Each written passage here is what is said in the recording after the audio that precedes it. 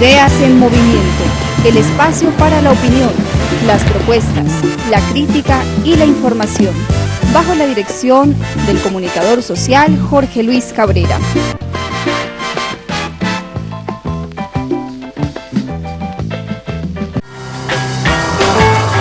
¿Qué tal, queridos televidentes? Continuando con nuestro respaldo y apoyo decidido al proceso de paz, en el día de hoy presentamos un diálogo de dos maestros. Se trata de Abel Rodríguez Céspedes, quien fue presidente de la Federación Colombiana de Educadores y secretario de Educación de Bogotá en la época de Lucho Garzón. Dialoga con Henry Barco Melo, quien es el actual secretario de Educación del municipio. Temas sobre la incidencia de la educación en el proceso de paz. Luego escucharemos las palabras del padre Luis Antonio Gallardo en homenaje a la mujer por el Día Internacional. Y finalmente un pequeño homenaje musical a la mujer con el tema Sexo Débil. Con el alma en una nube y el cuerpo como un lamento, viene el problema del pueblo. Viene el maestro. Maestro Abel, bienvenido a este pasto que lo quiere mucho. ¿Qué motivo lo trae por este sur? Bueno, estoy trabajando en un proyecto de construcción de cultura de paz, en la idea de que en este proceso que estamos viviendo los colombianos tan interesante y ante la posibilidad real de que lleguemos a un acuerdo de paz, pues pensamos que la educación y los educadores y las educadoras pues tienen unos retos, unos desafíos muy importantes. Entonces hemos venido a realizar un taller aquí, a encontrarnos con la vieja gente con la cual compartimos tantos años en nuestra actividad sindical y en la actividad política, y me agrada pues mucho, Henry, encontrarlo en la Secretaría de Educación. Yo creo mucho en la participación política de los educadores, la promoví, la impulsé desde FECODE. Creo que ha habido unos resultados excelentes para mostrar. Y pues usted tiene el gran desafío ahora de hacer unas cosas importantes en la educación del municipio de Pasto. Y bueno, estaremos atentos a apoyarlo, a acompañarlo en todos estos procesos. Usted históricamente tiene una lectura de este país, ¿no? Pedagógicamente, del mapa pedagógico. ¿Cuál cree que ha sido el aporte de los maestros históricamente? No en la construcción de paz de hoy, sino en la de siempre. Mire, desde que el magisterio organizado en FECODE comenzó a actuar en la política nacional, y eso ocurrió en los años 80, pero especialmente en unos focos locales, regionales. Nariño fue uno de ellos, y fue muy fuerte la actividad participativa de los educadores. A partir de ese momento, y ya son más de 30 años, y eso es un periodo de tiempo importante, los maestros han sido protagonistas de todos los procesos políticos democráticos importantes que ha habido en Colombia, tanto de los procesos de resistencia a medidas antipopulares y antidemocráticas, como a los procesos progresivos. Todo ese proceso de paz que hubo a finales de los años 80, que culminó con la reinserción del M19, el EPL, el PRT y otras organizaciones, y que luego tuvo su desarrollo, su continuidad en la Asamblea Constituyente de 1991. Usted fue constituyente, ¿no? Yo fui constituyente, yo participé allí. En todo ese proceso la participación del magisterio fue fundamental, fue muy activa. Y yo diría que todos los actores políticos de esa época reconocen que por ejemplo, los maestros fueron un puntal de apoyo muy importante a la Alianza Democrática M19 para haber ganado las elecciones de la Asamblea Constituyente. Y luego Hay una participación destacada de líderes del magisterio en el proceso constituyente. Viene luego el proceso de las reformas que dieron vida a la Constitución de 1991, entre ellas las reformas educativas, comenzando por la Ley General de Educación, la Ley 115 de 1994, y ahí hay un proceso muy importante, una participación muy importante de los maestros. Uno pudiera señalar luego, hay lo que hemos llamado la contrarreforma, y las movilizaciones y la resistencia de los maestros a ese proceso fue igualmente muy fuerte, interesante. El intento del plebiscito que impulsó el gobierno de Uribe, la resistencia de los maestros fue fundamental, decidida, ¿no? fue fundamental, muy decidida para derrotar esto. Así que ahora estamos en esto. Yo encuentro que hay un ambiente muy positivo entre los maestros, hay un deseo de vincularse y de participar, y ojalá pues el Estado colombiano, el gobierno, las organizaciones políticas y sociales entiendan que los maestros son unos sujetos políticos vitales en cualquier proceso democrático y permitan, apoyen su presencia en esta nueva construcción de paz que estamos viviendo. A ver, con toda esa sabiduría, ¿cuál cree que es la deuda social que hasta ahora sigue teniendo el Estado con la educación? Yo vengo planteando esta tesis porque este proceso que estamos impulsando, además de construir cultura de paz, creemos que hay que gestar una reforma educativa para la paz, porque el sistema educativo no está preparado. Pero no hay voluntad para eso, ¿no? Hasta ahora se ve muy poca, pero yo creo que eso hay que ganarlo, y pienso que lo podemos ganar. Hay que reformar la educación, para que la educación no solamente permita que desde el currículo, desde la actividad docente, pedagógica, propiamente dicha, se construya una nueva cultura de paz, sino porque es que la educación es un factor de equidad fundamental. Si realmente realizamos la educación como un derecho fundamental de la población, eso puede generar procesos de justicia social nuevos en Colombia, pero también procesos de cambio político, porque la educación ha sido eso, la educación es un factor de cambio político y procesos de cambio cultural. Es decir, ahí tenemos la educación actuando, y si bien es cierto hasta ahora, yo no oigo hablar, por ejemplo, al gobierno de una reforma educativa para la paz, y es inconcebible, porque entonces ¿cómo se habla de una paz sostenible? Una paz sostenible en la fuerza.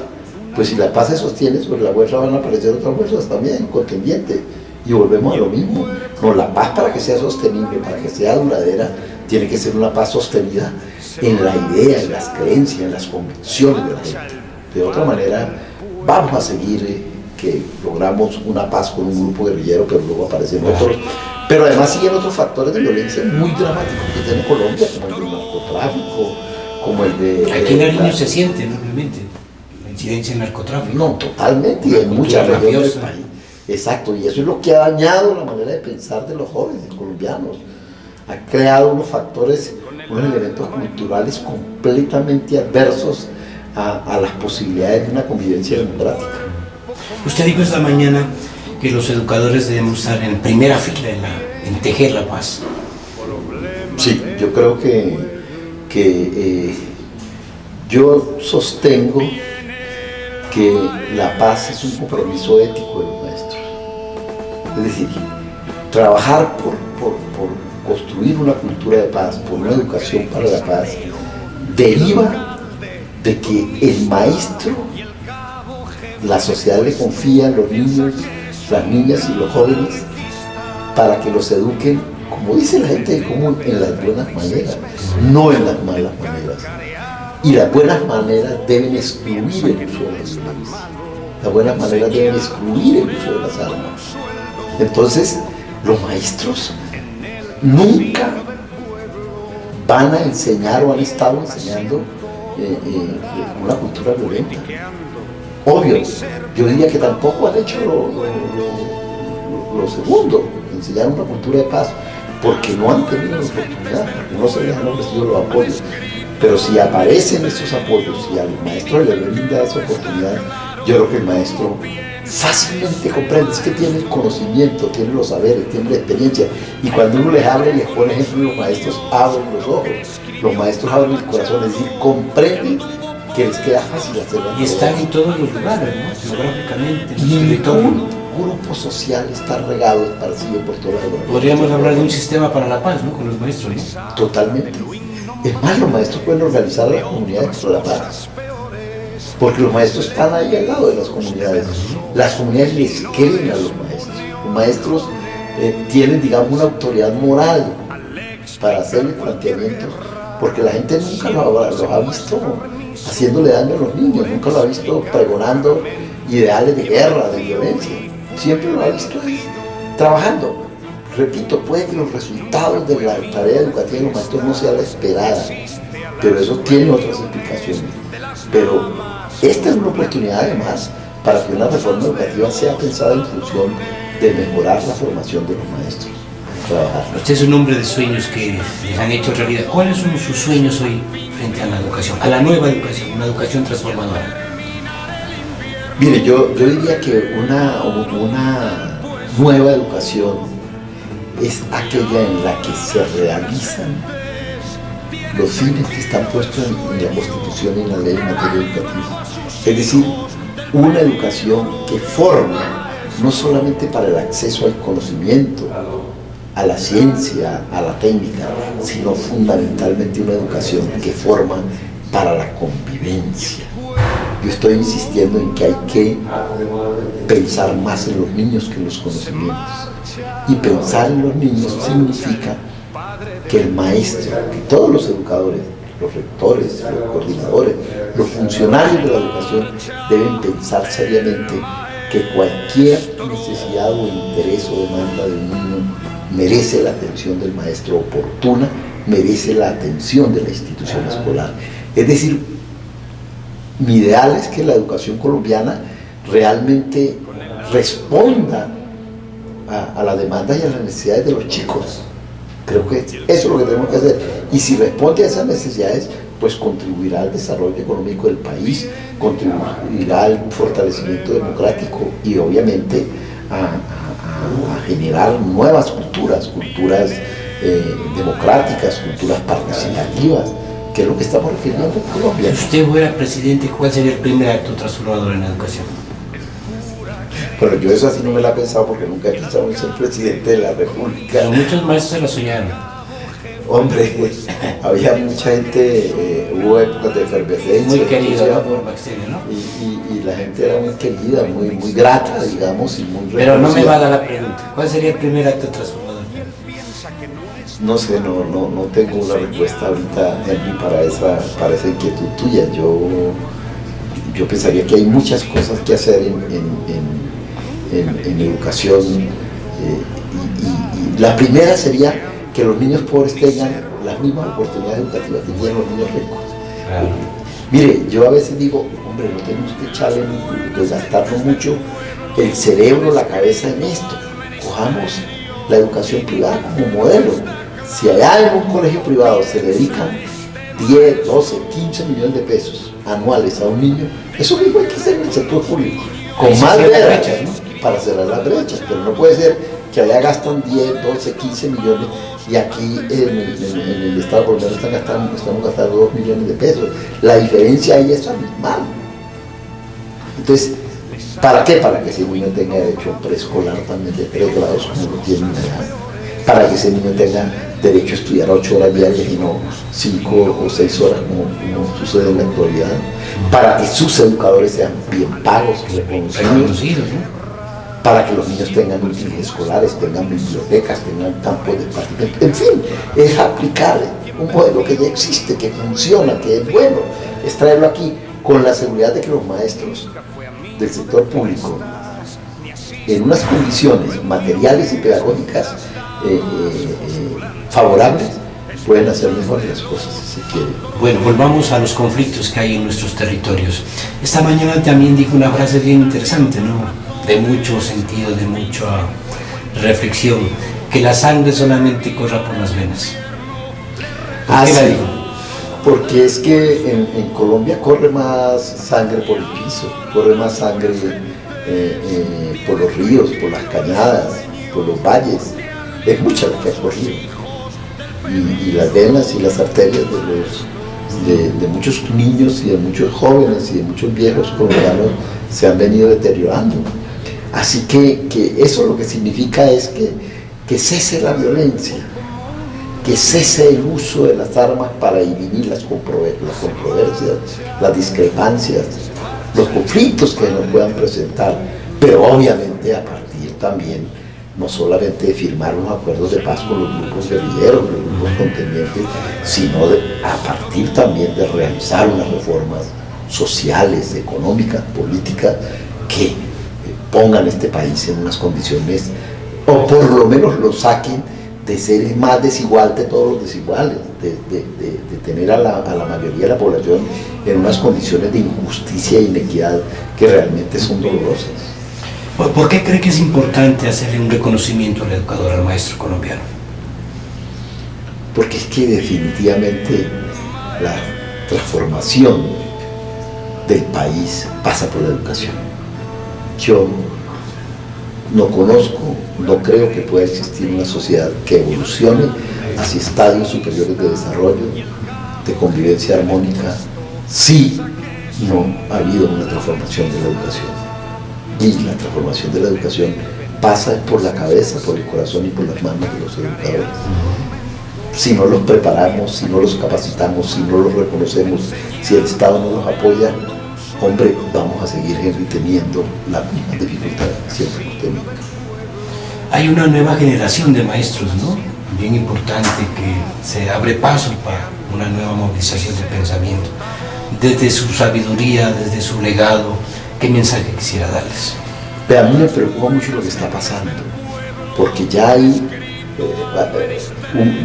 como una división entre los maestros antiguos, que los llaman del 1277, y los maestros nuevos, que son los del 1268.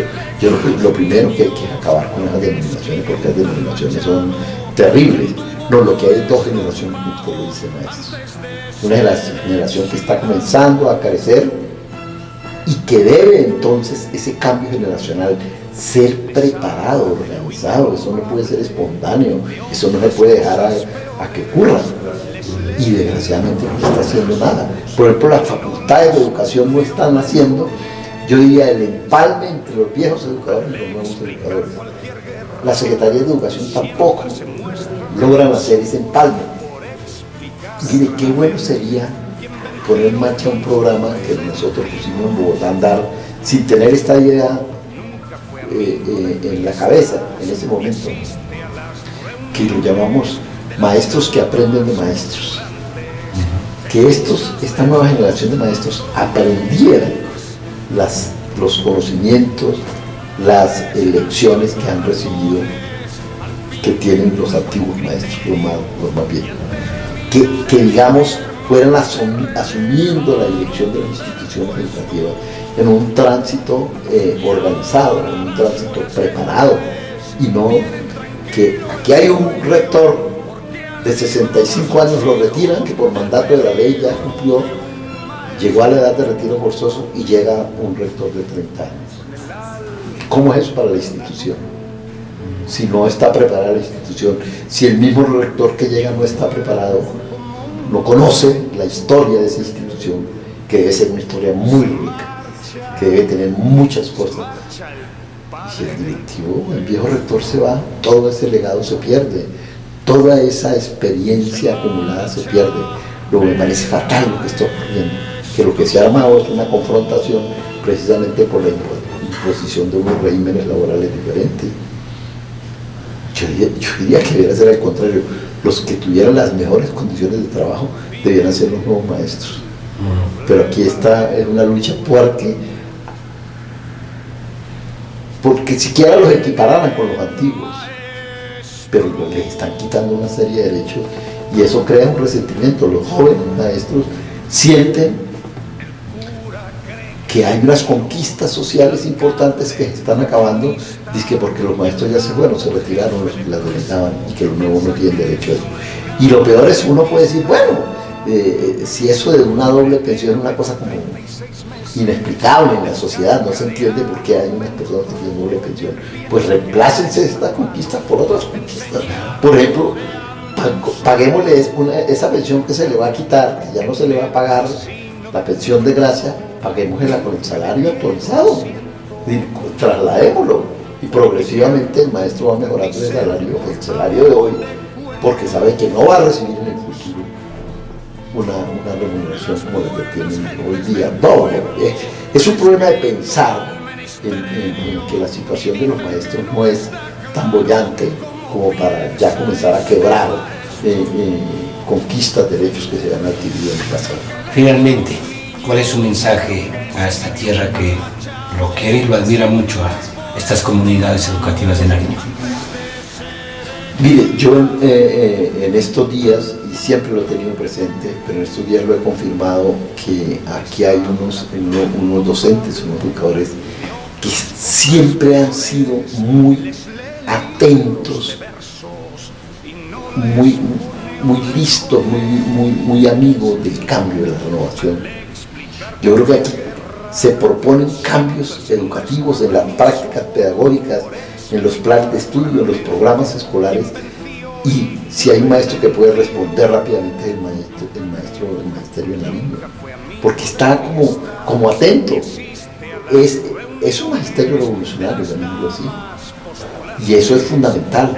Luego mi llamado es que ojalá Nariño ha sufrido mucho en los últimos años, la violencia que ha creado todos los conflictos están acá. Es una cosa muy dura.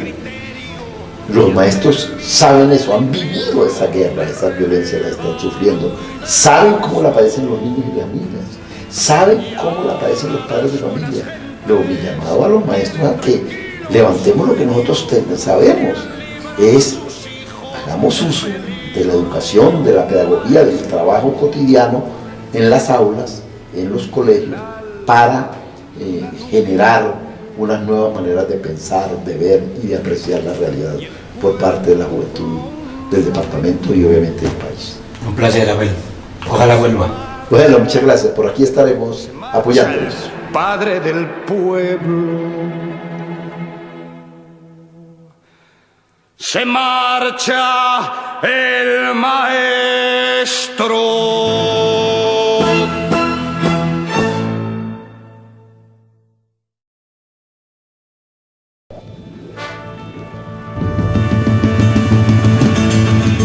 Ideas en movimiento. El sacerdote Luis Antonio Gallardo presenta Diálogo con Dios, Encuentro con el Hombre. Amigas y amigos televidentes, el pasado martes 8 de marzo celebramos en Colombia y en el mundo entero el Día Internacional de la Mujer Trabajadora, de la mujer obrera, de la mujer campesina, empleada, de la mujer ama de casa que gasta su vida trabajando al servicio del marido y de los hijos y nunca se le reconoce ni se valora su trabajo en el hogar. La mujer que trabaja en el aseo, en el servicio de tintos en muchas partes, como mesera, en muchos hoteles. La mujer que trabaja como empleada del servicio doméstico, por humildes que sean sus oficios, o así sea una mujer ministra o primera ministra de un país, jefe de una nación, es a la mujer trabajadora de la ciudad o del campo a la que honramos el 8 de marzo.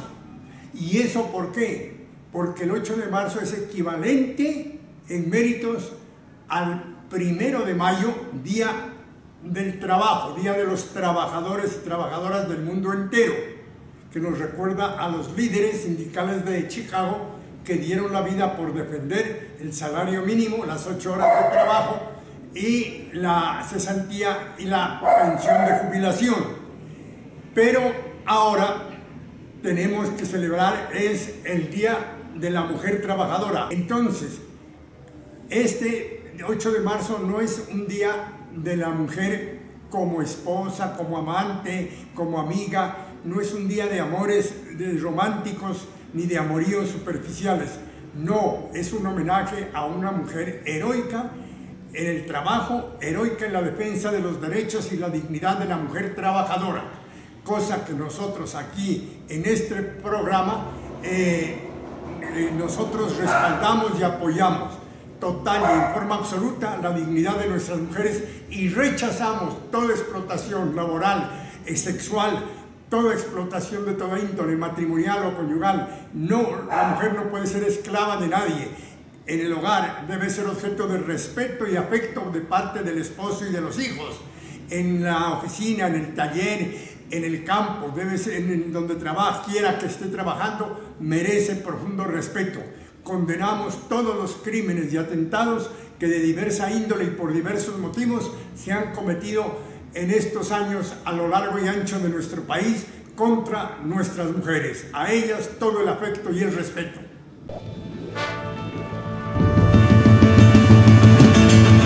Ideas en movimiento, el espacio para la opinión, las propuestas, la crítica y la información, bajo la dirección del comunicador social Jorge Luis Cabrera.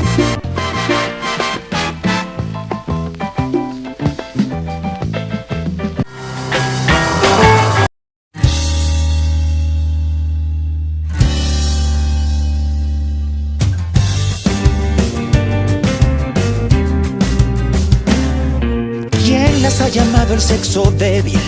Cuando las mujeres tienen 1000 poderes, son águilas, lunas, guerreras, tirando barreras sin parar. Alguien dijo la mujer es frágil. ¿Quién inventaría tanta tontería? Son mágicas flores de acero que piensan primero en los demás.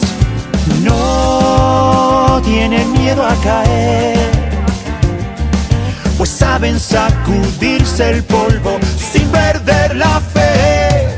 Mujeres de fuego, corazones gigantes, capaces de salir adelante aún contra el dolor, de dar la vida por amor. Mujeres intensas como estrellas fugaces, con sueños invencibles que brillan en cualquier lugar, que nos enseñan a volar y vencen cada tempestad, respiran luz y libertad, construyen caminos.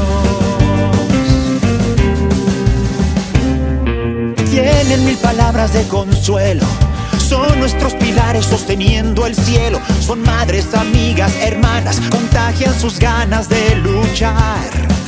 Cuando quieren logran lo imposible, saben que sus almas son indestructibles. Nos ganan con una mirada y nada las puede derrotar.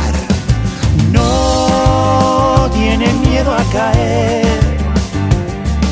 pues saben sacudirse el polvo sin perder la fe. Mujeres de fuego, corazones gigantes, capaces de salir adelante aún contra el dolor, de dar la vida por amor. Mujeres intensas como estrellas fugaces, con sueños invencibles que brillan en cualquier lugar, que nos enseñan a volar y vencen cada tempestad, respiran luz y libertad, construyen caminos.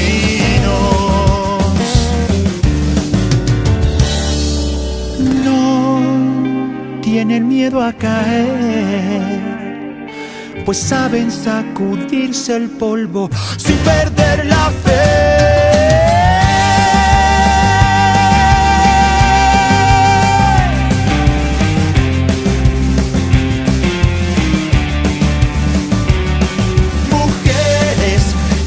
Como estrellas fugaces, con sueños invencibles que brillan en cualquier lugar, que nos enseñan a volar y vencen cada tempestad, respiran luz y libertad, construyen caminos.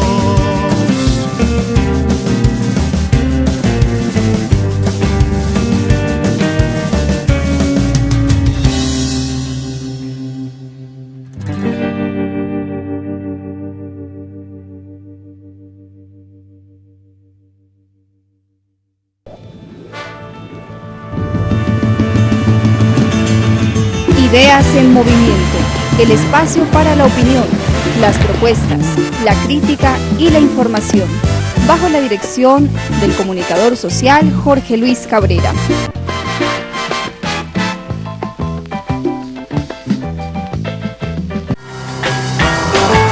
Espero haya sido de su agrado el programa. No se olviden que esta tarde tenemos una cita en el dial 740 de Ecos de Pasto en Ideas en Movimiento Radio. Ideas en Movimiento, el espacio para la opinión, las propuestas, la crítica y la información, bajo la dirección del comunicador social Jorge Luis Cabrera. Ideas en Movimiento, el espacio para la opinión, las propuestas, la crítica y la información,